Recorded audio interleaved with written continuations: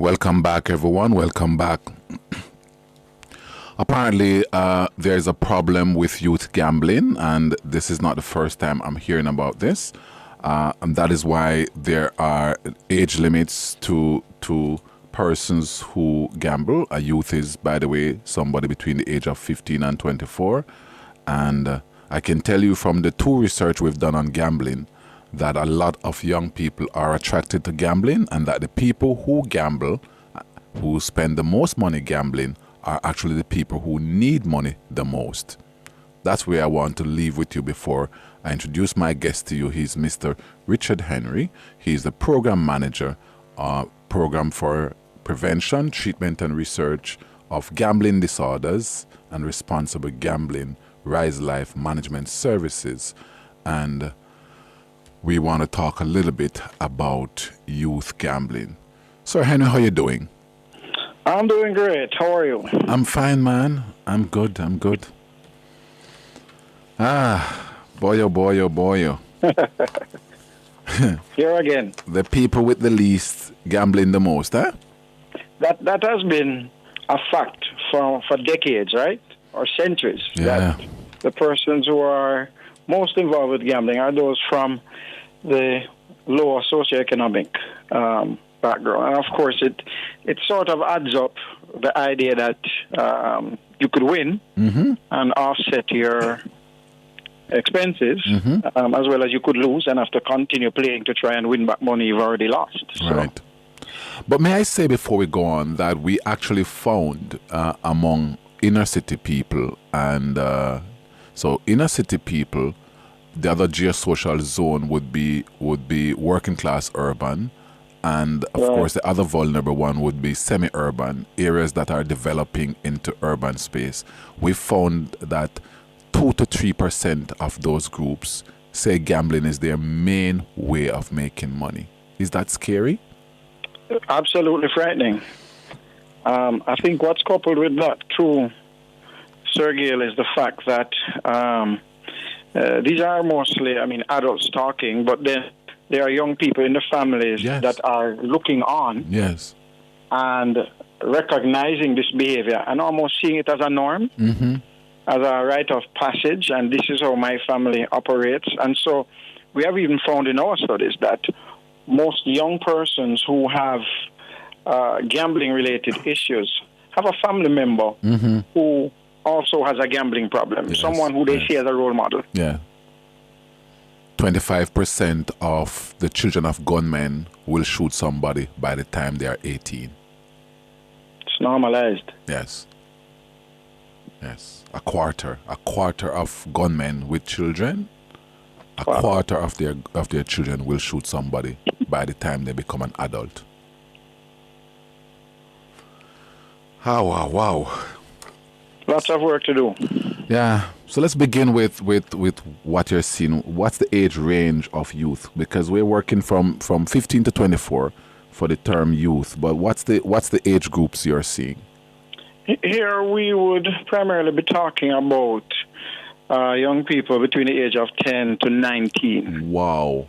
Teenagers. Right. So that's the sort of the core that we use in any study that we're doing as a definition of youth. So you'd use the adolescent youth. Right. Exactly. We're talking about adolescents. So ranging from those in primary school, maybe grade 4, 5, 6, right through. And those are the groups that we target. And especially now, though, we have realized that it's probably best for us to target youth doing prevention in primary schools. Yes. And we're finding that our grades are dropping, in the meaning that we started at grade 5 and 6, but recognizing that even when we get to those grades, we still find a few kids that are already gambling. So to do, true universal type of prevention to keep kids who are not gambling, we have to sort of go right back. And we have gone as far back as to grade 3. Oh, my goodness. So grade 3 would be 9 and 10 years old. Yes. The truth is, though, Sir Gayle, that we live in a different sort of era for young people of the most socially acceptable and legalized gambling in Jamaica's history. So it can't be business as usual. Yes. Young people traveling on a bus or in a taxi will hear the draw of a game and will have to process that. For some of them, they don't process it well. And so we're saying, and BGSC has supported us, that we have to have programs in place to help young people to make decisions about not gambling. And that's going to come with a lot of support and information and sharing and allowing them to be able to express their thoughts about it as well. But we know that the era that we live in is sort of intensified in terms of gambling when compared to, say, maybe 20 years ago or 25 years ago. Yeah. Is this online gambling, or is it like the gambling we grew up and see, like card games and those things and so forth? That's a great question. It is gambling that you grew up on, card games, dice games that kids can easily bring to school. Right. But the issue of online gambling is also one that we don't want to get away from us, because some of what's happening now, young people playing video games are now playing some games for, say, a token that they're called skins. And those skins over time eventually become something of value where you can exchange. And so that is sort of the way in which young people are being introduced online to gambling type of activities, as well as there's a sport called e-sport where young people play video games, but the persons who are watching can actually bet on who's going to win that video game. So the whole issue of technology and online is one that we have to get to the pace of really quick in terms of educating young people. We're speaking with Mr. Richard Henry. He's Program Manager for Program for Prevention, Treatment and Research of Gambling Disorders and Responsible Gambling Rise Life Management Services. And we're looking at young people, as in adolescent youth, 10 to 19 years old, the formative years, and their involvement in gambling.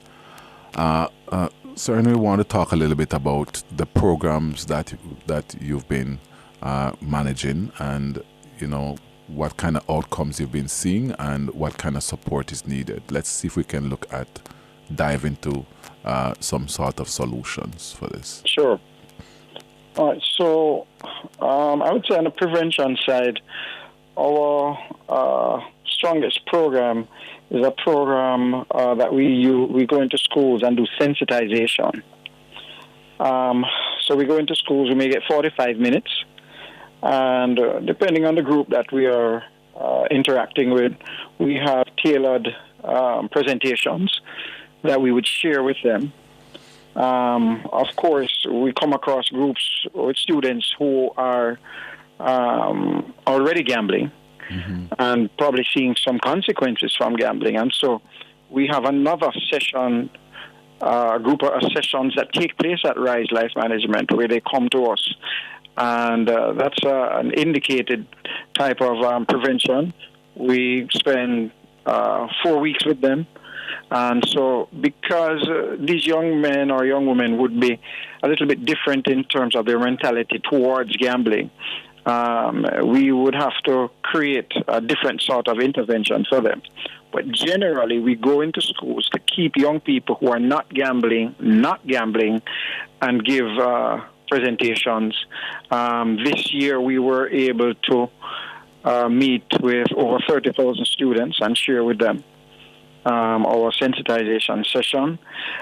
We also have a program that has a prevention piece that has actually 6 to 8 lesson plans.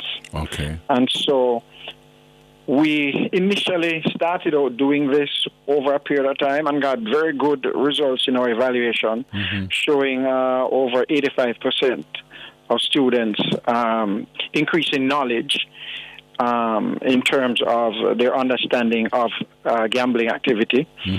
But now what we do is to share this with guidance counselors. So we've been doing for the entirety of last year and up to about March this year, training guidance counselors to be able to implement this manual, underage gambling prevention lesson plans. And that's through an MOU that we have with the Ministry of Education and Youth. And so we are happy that we would have met with all guidance counselors across the island. The hope is to move from prevention this year and to do a treatment manual so that youngsters who they come across in the schools who are gambling, that they can do their own treatment sessions. We know that guidance counselors are burdened. Mm-hmm. They have a lot of work to do as well administratively. But we recognize that they are, Sir Gayle, our best allies. Yeah. Because we can't see everybody across the island. Right, and they're close to it. The moment we said to schools or put it out there that, okay, any youngsters that you have that have been found to be involved with gambling, we have group sessions at Rise, please send them. In that first week alone, we had maybe 5 or 6 schools wanting to send groups. Mm-hmm. And so we recognize that it's guidance counselors that are going to be able to help Jamaica with this issue by having more skills and understanding about the issues of underage gambling prevention as well as underage gambling treatment. And that is our aim, hopefully, by the end of this year, that we would have most, if not all, guidance counselors with the requisite skills to do interventions and to keep kids who are not gambling, keeping them that way through education. Right. The idea of having, which means now the Ministry of Education, having what we call a unit within the personal development frame of subjects in schools, is that part of the direction? Yeah, we are hoping that, and we've had some discussions, we probably need to have more, of having our lesson plans become part of the curriculum. Right.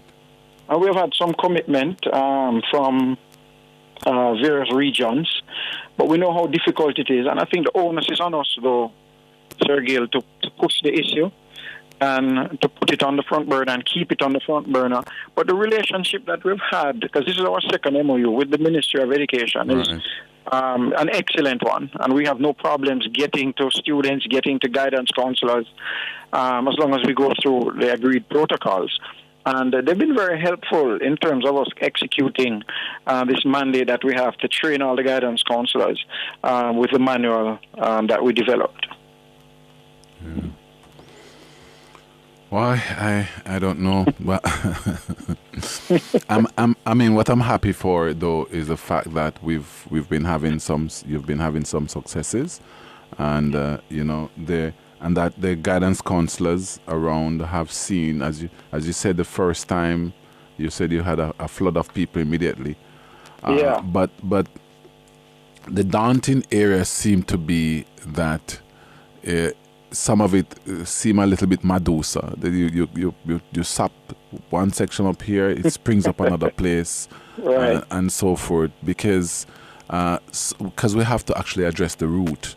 And it's the idea that you can get things very quickly, and that your needs are very urgent and immediate gratification. Right, and that the needs are very urgent, because I've actually seen a lot of people I work with. I've actually seen them say, we're gonna put on the pot, right? And I'm standing right there, and I've seen them say, we're gonna just go up by the shop there, see if we can do like gambling and stuff. And I said, no, don't do that. Right. Here's $1,000, and they immediately go and cook. Right. So there is a part that certainly that we can't avoid, and that is there are lots of people who, right? I think 21% of our men in the study we're working on at UWI have to have money within 48 hours. Their savings, their backup money can't go beyond 48 hours. 21%. And it means, therefore, that those people are always going to be vulnerable to a system that says there is a chance, you have a chance. You see, sorry, what you're sharing with me now, it's part of what we look at in the manual that we have. People might think, the manual will just be about gambling. It isn't. Right. It includes a lot of other life skills. And to go along with what you're saying, those are the areas that we also need to look at to help young people to understand the values, the importance of values, how you make decisions, and how you make good decisions that are going to be long-lasting, and of course, how to delay gratification and to be able to set goals and look down the road. There's a goal-setting piece or session that is also in the book. So you are very right that we have to just look outside of, and it's the whole idea of dealing with addiction, because addiction is not just about drugs and using a substance. There's a lot that's happening behind the scenes that you have to deal with, and once you deal with those issues, it'll take care of your desire and your need to be involved in addiction. So, I mean... And people can create needs for you if you don't have any. Right.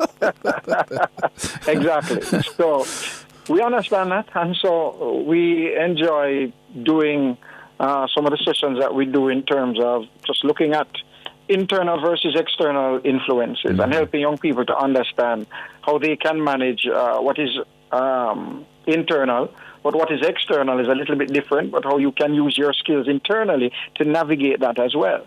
Yeah. And so we don't hide information from young people. They know quite well that we live in a different sort of environment where the gambling industry is very robust. We're going to live in that environment. So we have to give them the skills necessary to negotiate it. If we don't, we're going to have problems. What's the message you have for parents who are gambling openly and sending the kids to go buy? I won't even name some of them, right? Because a lot of the communities that we work in on the ground, it's the children who actually go and buy the different things that their parents send them for. And they're able to see the money in their hands, which means it becomes very directly attached to their sense of being. And then when they take this money home, then they automatically develop into an addict. What's the message you have for these parents? Well, I would have to start with the message that our sole funder, the BJLC, would give.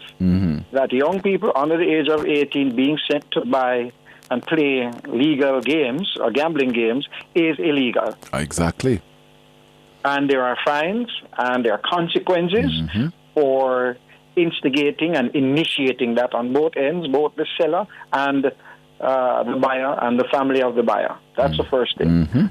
Outside of that, we also go to PTAs and spend a lot of time with parents, and we're trying to build out a community program because parents need to understand, yes, gambling is adult behavior, but you need to understand how your gambling may affect your child. And so we have, what we have created too, and I'd be happy to share them with you, are a set of QR codes with all our sort of information, animations, educational material that we take with us when we go out. So we don't carry a whole stack of paper and all that anymore. Right. And people just scan to that, and it'll take you to everything educational for parents. We also have one for students, we have one for clinicians, etc. But yes, parents are very, very important in terms of dealing with underage gambling, because if they don't have any education and knowledge about the issue and things to look for with their children and how to intervene, because the whole idea is not about, getting physical with your child if you find out that they're gambling. There's a way to be able to start that conversation and to get them to understand that you do care and this is what needs to happen and what the consequences are for underage gambling. So we're very keen on training and educating parents, both through the school system as well as when we go into communities. Yeah. My brother, want to thank you very much. Any last bit too? We have 15 seconds to young people themselves. Yeah, well, to the young people, the whole scare tactic around the issue of underage gambling and these are the consequences. We like to just go back to the goals that young people have for themselves. Yeah. And as problematic as they may be sometimes in school, I assure you that all young people have a goal of something they want to become. if they get involved with gambling and other addictive behaviors, they are going to derail their ability to get to those goals. And I'm absolutely sure about that. So if it is that you want to become a lawyer, doctor, policeman, whatever it is, the road to get there is not through gambling activity or any other type of addictive behavior in school, because I can show you the roadmap on where that is going to lead you. Thank you very much. God bless. Thank you, sir, for having me. Yes, man. My pleasure. Speaking there to Mr. Richard Henry.